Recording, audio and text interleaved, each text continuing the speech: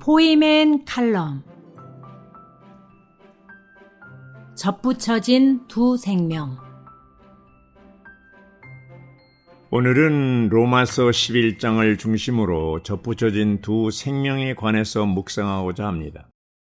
본래 올리브나무는 올리브 열매를 맺기 위해 30년이 넘는 시간이 필요하고 그 땅에서 귀하기 때문에 함부로 베지 않습니다. 그런데 야생 올리브나무는 이스라엘 백성이 초막절 행사를 위해 쉽게 베어서 사용했습니다. 사도 바울은 참 올리브나무와 야생 올리브나무를 참 이스라엘과 이방인으로 비유해서 언급했습니다. 그런데 바울이 말하는 접붙임은 일반 농부들이 사용하는 방식과 반대입니다.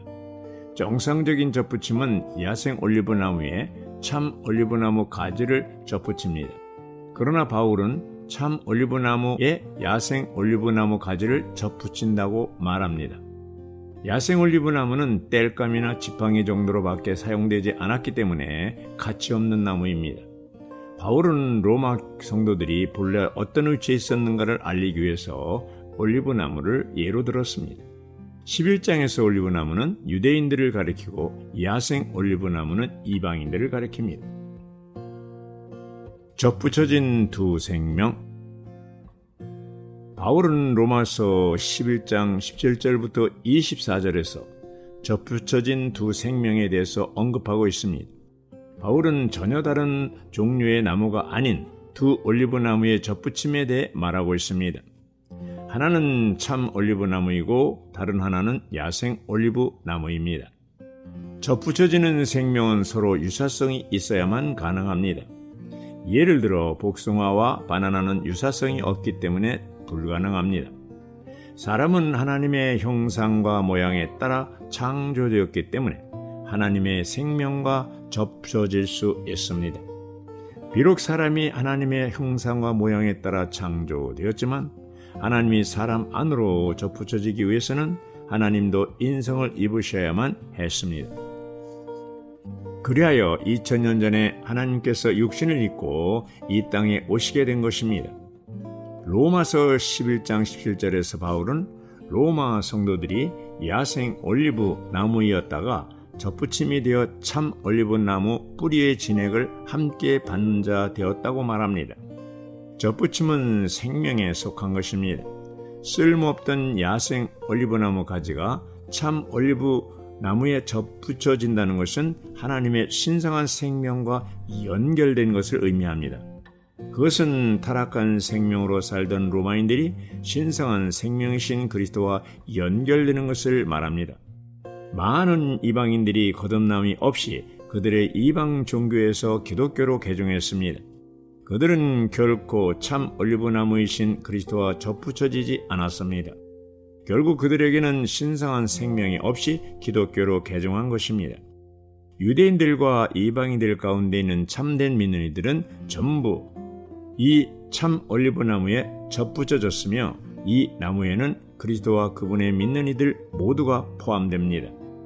우리는 그분을 친히 뵙기 원하지만 뵙는다 해도 접붙여질 수 없습니다.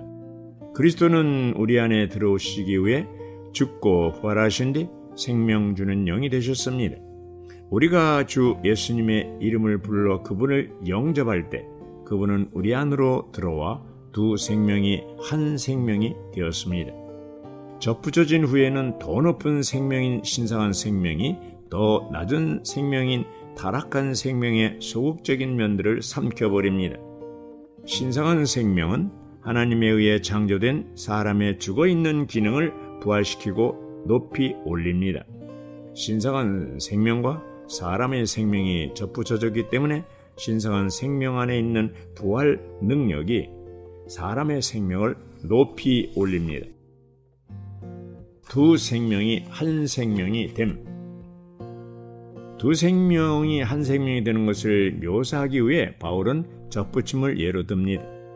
참 올리브나무에 야생 올리브나무 가지를 접붙였을 때 둘은 이제 하나가 되었습니다. 그러나 가지는 여전히 가지이며 나무는 여전히 나무입니다. 그들은 여전히 둘이지만 함께 삽니다. 가지와 나무가 살지만 이 둘은 하나로 함께 삽니다. 가지와 나무의 생활은 연합된 생활입니다. 그들의 생활은 일종의 연합입니다. 그리스도인의 생명은 두 생명의 연합, 곧 두 본성을 가진 한 생명입니다. 접붙임 안에서 두 생명이 여전히 존재합니다. 예수님은 완전히 접붙여진 사람, 두 본성을 가진 한 사람이셨습니다. 한편 예수님은 이 땅에 사셨을 때 참된 하나님이셨습니다. 다른 한편으로 그분은 하나님을 표현하는 사람이셨습니다. 그분은 사람을 통해 표현되신 하나님이셨습니다. 우리 역시 두 본성, 인성과 신성을 지닌 사람들입니다. 신성한 생명을 받아들였을 때 우리 사람의 생명이 끝난 것이 아닙니다. 우리 사람의 생명은 여전히 존재합니다. 그분께서 우리 안으로 들어오셨을 때 우리는 우리 사람의 생명에 대하여 다른 생명, 즉 하나님의 생명을 받았습니다. 이것이 접붙여진 생명이라 불립니다. 그분은 우리의 생명이시고 우리는 그분의 생활입니다. 그분은 우리의 내용이시고 우리는 그분의 표현이 되었습니다. 로마서에서 바울은 신성한 생명이 우리 안으로 분배되는 것을 보여주기 위해 세 가지 예를 사용합니다. 첫째, 로마서 9장에서 사람은 하나님을 담는 그릇으로 언급합니다. 둘째, 로마서 10장에서 결혼에 대해서 말합니다. 그릇이나 결혼의 예는 모두 하나님의 경륜과 관련하여 유기적인 것을 전혀 묘사하지 않습니다. 셋째, 로마서 11장에서 접붙임의 예는 두 생명이 결합되고 유기적으로 함께 자란다는 것을 보여줍니다. 사람과 하나 되기를 갈망하는 하나님은 접붙여진 두 생명이 유기적으로 하나 되어 그 목적을 성취하고 계십니다. 이 놀라운 접붙여진 두 생명 안에서 우리는 자라고 건축되는 것입니다. 하나님과 사람의 관계. 하나님과 사람 사이의 관계는 비밀입니다. 이 관계는 신성한 생명과 사람의 생명이 함께 접붙여짐으로 한 생명이 되는 것입니다. 이러한 접붙임은 하나님과 우리 사이의 관계를 설명합니다. 그리스도인의 생명은 접붙여진 생명이며 하나님과 사람이 연합함으로 유기적으로 성장하는 생명입니다. 성경이 계시하는 하나님과 우리 사이의 궁극적인 관계는 창조주와 피조물의 관계보다 훨씬 더 깊습니다. 일반적인 관념은 하나님은 창조주이시고 사람은 피조물이라는 것입니다. 하나님은 하늘과 땅의 주님이십니다. 그분은 모든 것을 창조하셨습니다. 그러므로 작고 유한한 존재인 사람은 그분을 경배하고 경외하며 두려워해야 합니다.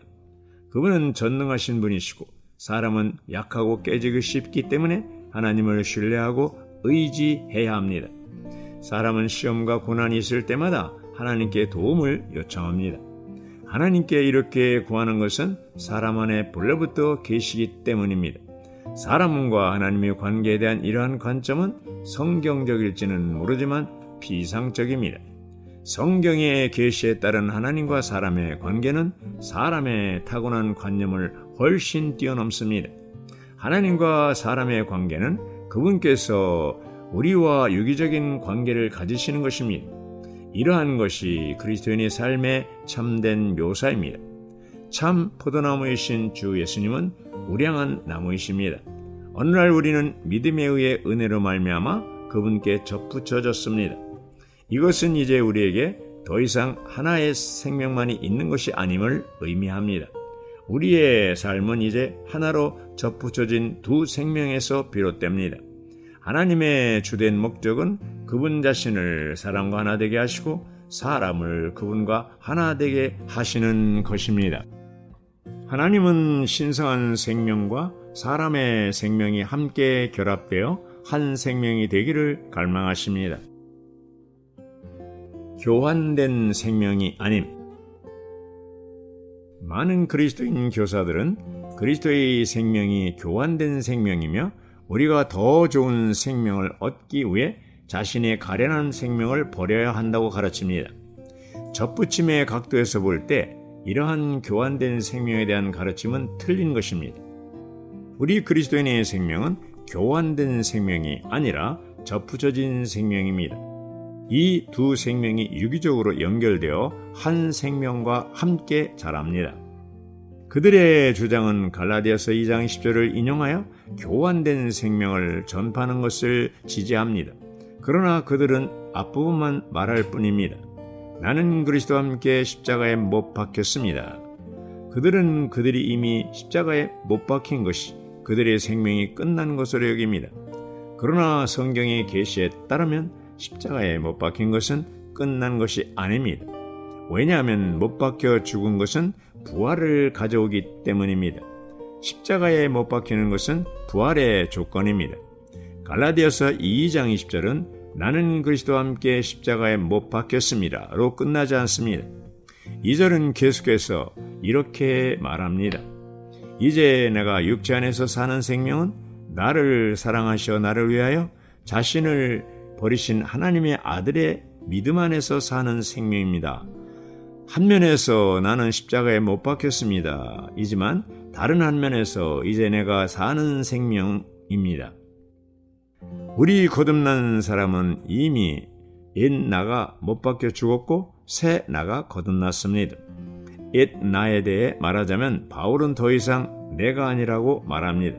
새 나에 대해 말하자면 그는 내가 사는 이라고 말합니다. 십자가에 못 박힌 옛 나는 신성이 없습니다. 그러나 거듭난 새 나는 하나님께서 생명으로 더해주셨습니다. 옛 나에 부활하신 하나님이 더해져 새 나가 됩니다.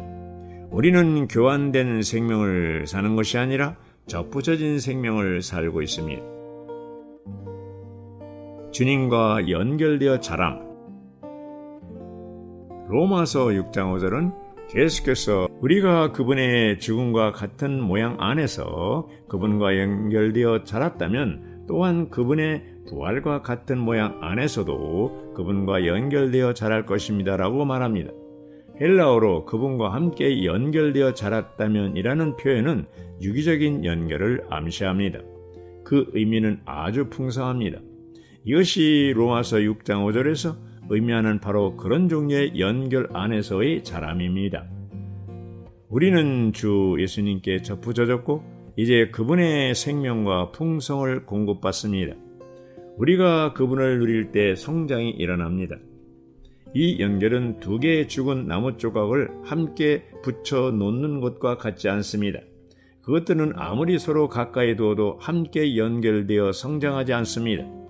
살아있는 가지가 살아있는 나무에 접붙여져야 연결이 있게 되고 또한 유기적으로 연결되어 함께 성장하게 되며 그 가지는 우수한 나무의 생명의 풍성을 누리게 됩니다. 로마서 6장 5절에 접붙임과 함께 자람이라는 두 방면이 있음을 주목하십시오. 우리가 그분의 죽음과 같은 모양 안에서 그분과 연결되어 자랐다면 또한 그분의 부활과 같은 모양 안에서 또 그분과 연결되어 자랄 것입니다. 그 첫 번째 방면은 그분의 죽음의 모양 안에 있는 것이며 그것은 우리가 그분께 접붙여지는 것을 가리킵니다. 두 번째 방면은 그분의 부활과 같은 모양 안에 있는 것이며 그것은 그분께서 우리 안으로 오셔서 우리 안에서 자라시는 것을 말합니다. 이 두 번째 방면은 부활입니다. 초기의 접붙임은 주님의 죽음과 관계됩니다. 그분은 참 포도나무이십니다.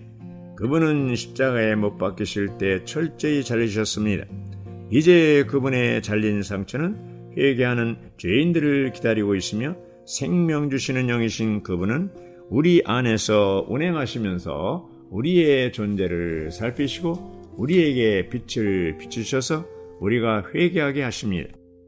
우리의 슬픔과 눈물은 우리가 체험하는 잘림입니다. 우리는 주님을 믿고 우리를 구원해 주시기를 그분께 구하는 것 외에는 선택의 여지가 없습니다. 일단 우리가 이렇게 그분 안으로 접붙여지면 그분의 부활 생명이 우리 안에 들어와서 우리 안에 있는 모든 부정적인 요소들을 제거합니다. 그분의 생명은 부활 안에서 우리의 것이 됩니다.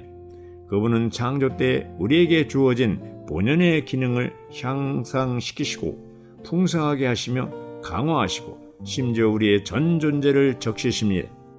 이 새로운 생명은 바로 두 생명이 하나로 접붙여진 생명입니다. 이 연결 안에는 승리와 생명과 빛과 능력과 그 외의 모든 신성한 속성들이 있습니다. 이 모든 것이 우리의 것이 되는데 이것은 교환이나 역임에 의한 것이 아니라 그분 안으로 접붙여짐에 의한 것입니다. 우리는 생명나무의 일부임. 우리는 생명나무이신 그리스도를 먹을 뿐 아니라 그분과 연결되어 그분의 일부입니다. 생명나무는 신성한 생명을 우리 안으로 분배하기 위한 것입니다. 가지들인 우리가 생명나무 안에 거할 때 생명나무로부터 생명의 분배를 받고 생명나무의 일부로서 삽니다. 이 분배가 우리를 하나님 사람들이 되게 합니다.